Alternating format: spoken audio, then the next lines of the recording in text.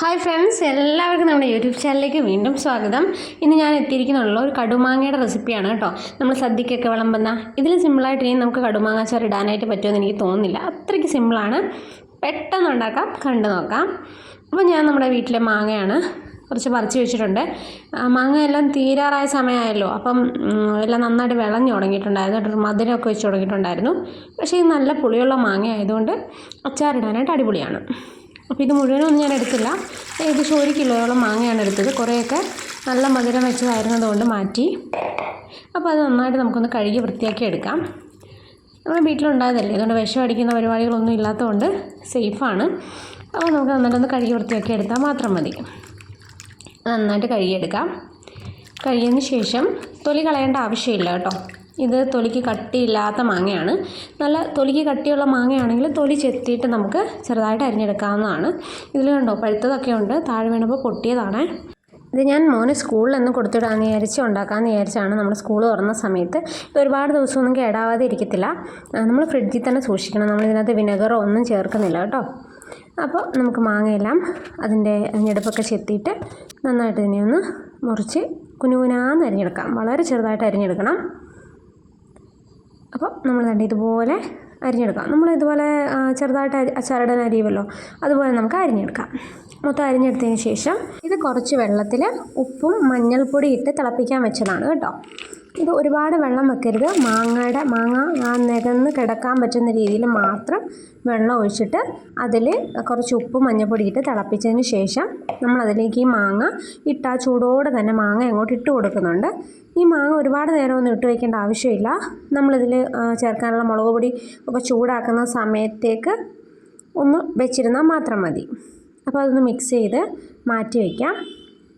ഇത് വെള്ളം ഒരുപാടായി പോകരുത്, കാരണം എന്താണെന്നറിയാമോ, മാങ്ങയിൽ നിന്നുള്ള വെള്ളം ഇറങ്ങിയിട്ട് ഇത് അങ്ങ് വെള്ളം പോലെ ആയിപ്പോവും. അപ്പോൾ അതിൻ്റെ ആവശ്യമില്ല, കുറച്ച് വെള്ളമേ വയ്ക്കാവുള്ളൂ. അപ്പോൾ അത് മാറ്റി വയ്ക്കാം. നമുക്കൊരു ചീനിച്ചട്ടി ചൂടാവാനായിട്ട് വയ്ക്കാം.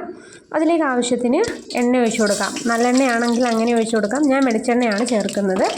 അപ്പോൾ അത് വെച്ചിട്ടുണ്ട്. അതിലേക്ക് ആവശ്യത്തിന് കടുക് കുറച്ച് കൂടുതലിടണം കേട്ടോ. അപ്പോൾ കടുക് കൂടുതലിട്ട് കൊടുത്തിട്ടുണ്ട്. നന്നായിട്ട് പൊട്ടി വരുമ്പോൾ വറ്റൽമുളകും കറിവേപ്പിലയും ഇട്ട് നന്നായിട്ടൊന്ന് വഴറ്റിയെടുക്കാം. ഞാൻ വറ്റൽമുളക് ചേർത്ത് കൊടുത്തിട്ടുണ്ട്. കറിവേപ്പില തീർന്നു പോയി കേട്ടോ, ഇല്ലായിരുന്നു, അതുകൊണ്ട് ഞാൻ ഇട്ട് കൊടുത്തിട്ടില്ല. കറിവേപ്പിലയും കൂടെ ചേർത്ത് കൊടുത്താൽ ഏറ്റവും നല്ല ടേസ്റ്റാണ്. അപ്പോൾ അത് ചേർത്തൊന്ന് മിക്സ് ചെയ്ത് കൊടുക്കാം. ഈ സമയത്ത് ഒരു 2 അല്ലി വെളുത്തുള്ളി ചേർത്ത് കൊടുക്കാമെങ്കിൽ നല്ല ടേസ്റ്റാണ്.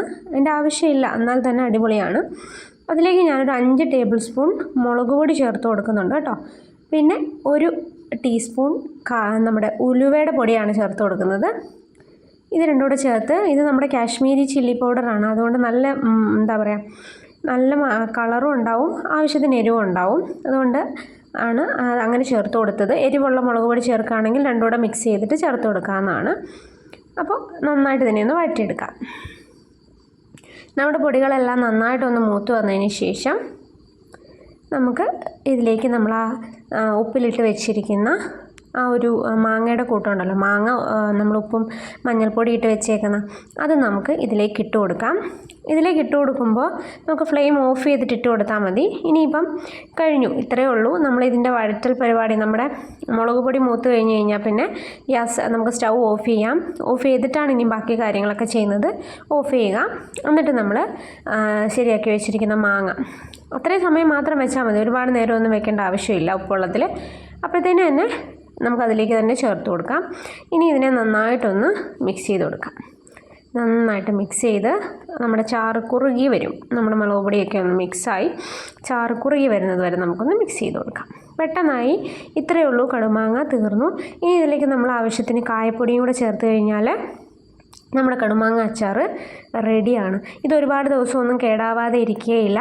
നമുക്ക് വീട്ടിലൊരു ഫംഗ്ഷനൊക്കെ നടക്കുന്ന സമയത്ത് ഉണ്ടാക്കാനായിട്ട് പറ്റുന്ന ഒരു ഇൻസ്റ്റൻറ്റ് മാങ്ങ അച്ചാറാണ്. എനിക്കിത് ഭയങ്കര ഇഷ്ടമാണ്. ഇങ്ങനെ നമ്മൾ ഒരുപാട് മാങ്ങ വേവാതെ ഇങ്ങനെ കടിക്കാൻ കിട്ടുന്ന പോലെ നമുക്ക് സദ്യക്കൊക്കെ കിട്ടുമല്ലോ, ആ ഒരു രീതിയിലാണ് തയ്യാറാക്കിയിരിക്കുന്നത്. ഇതിൽ സിമ്പിളായിട്ട് നമുക്കിനി അച്ചാർ ഉണ്ടാക്കാനായിട്ട് പറ്റത്തില്ല, അത്രയും സിമ്പിളാണ്. ഇനി നമുക്ക് ആവശ്യത്തിന് കായപ്പൊടി ഇട്ട് കൊടുക്കാം. നിറയെ കായപ്പൊടി ഇട്ട് കൊടുത്തിട്ടുണ്ട്. ഇപ്പം നമ്മുടെ മാങ്ങാച്ചാറിൻ്റെ ചാറൊക്കെ നന്നായിട്ട് കുറുകി വന്നതുണ്ടോ. ഇതിനെ നന്നായിട്ട് ചൂടാറി കഴിയുമ്പം ഒരു കുപ്പിയിലാക്കി ഫ്രിഡ്ജിൽ വയ്ക്കുക. പുറത്ത് വെച്ച് കഴിഞ്ഞ് കഴിഞ്ഞാൽ അത് ഒരുപാട് ദിവസമൊന്നും ഇരിക്കത്തില്ല. അപ്പോൾ എന്തായാലും ചെയ്ത് നോക്കണം. വീഡിയോ ഇഷ്ടപ്പെട്ട് കഴിഞ്ഞ് കഴിഞ്ഞാൽ സപ്പോർട്ട് ചെയ്യാനായിട്ട് മറക്കരുത്.